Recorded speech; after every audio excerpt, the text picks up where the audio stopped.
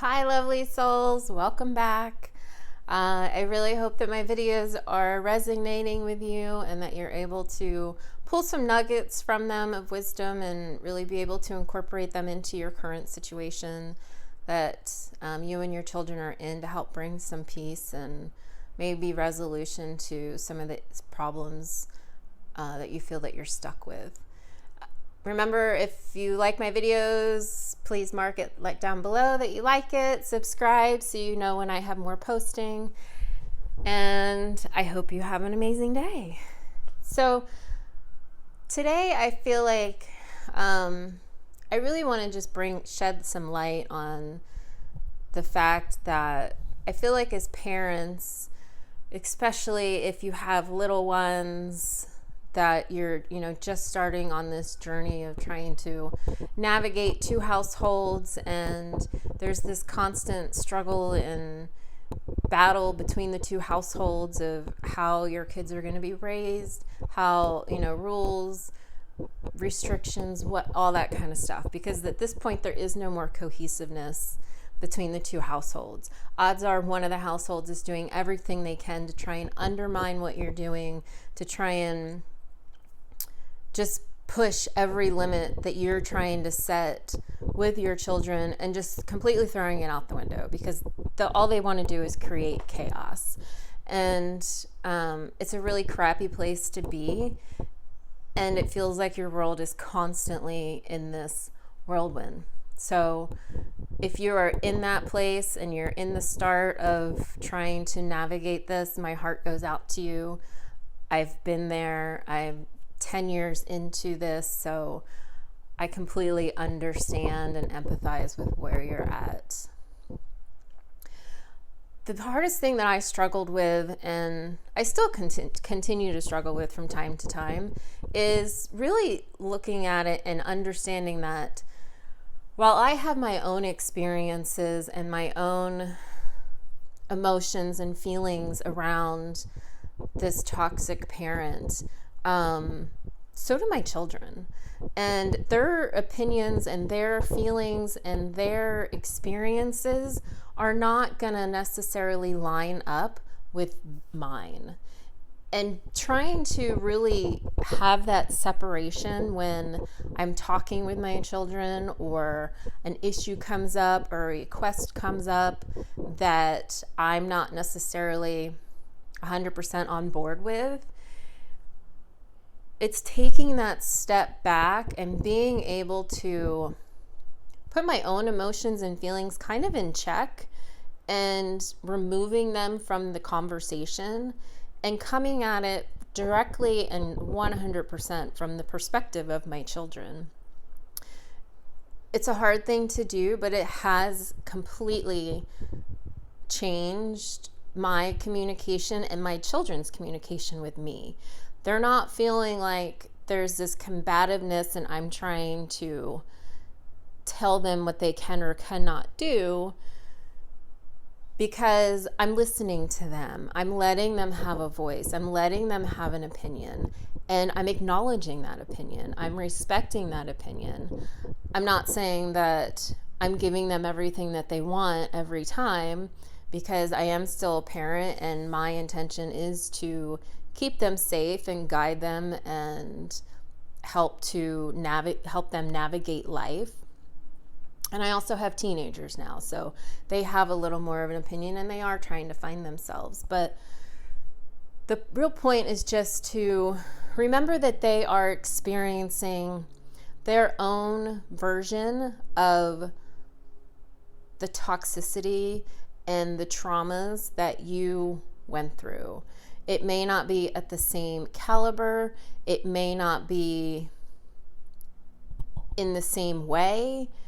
And maybe, from their perspective, this toxic parent is an angel and they're the best parent ever. But that's because they're kids, and maybe this parent is throwing money at them and they're giving them everything they want, and they don't have a bedtime and they don't have restrictions and consequences and the things that you're trying to enforce. So from a child's perspective, yes, this other parent is not going to look like this toxic person or this person that they need to be cautious of, when from your perspective, that's 100% what it is. And you want to try and protect them, and you want to try and show them and let them know that this person can't be trusted.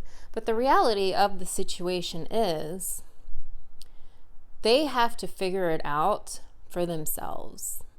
We as parents can do everything we can to try and protect them and shield them. And if you have younger ones, this may not completely resonate with you because it is a slightly different situation. But if you have preteens, teens that are older, they're able to kind of have opinions, they have things they want to say, this can apply and resonate. But when they are most likely at the toxic parent's house, they are not allowed to probably have an opinion.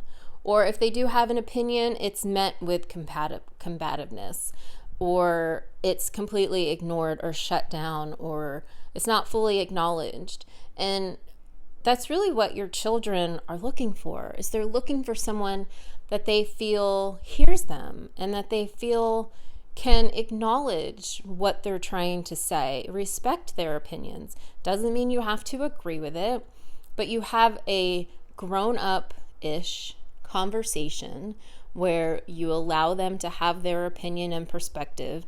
You can then have your opinion and perspective. And depending on the topic and the situation, you then apply your parents' rights,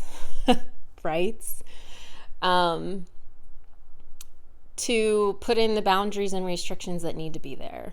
And you do it from a place of love, and you do it from a place of caring and being a parent.